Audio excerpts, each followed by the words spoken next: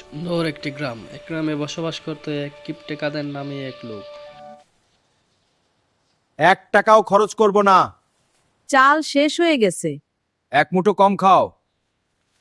10 minute ধরে 1 টাকা বাঁচানোর দরদাম করছেন। হ্যাঁ 1 টাকা টাকা শুধু ধনেপাতা। ঠিক আছে 7 টাকা দিন, না 6 যান, টাকা। দয়া করে একটু সাহায্য করুন। আমার কাছে কিছু নেই, যান।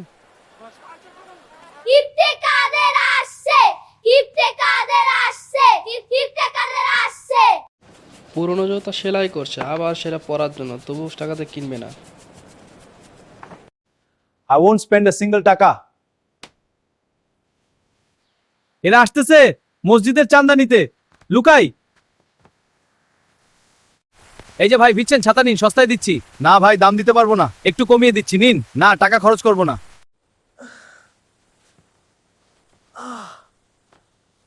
ডাক্তার ডাকবো? না না, ফ্রি ওষুধ দাও।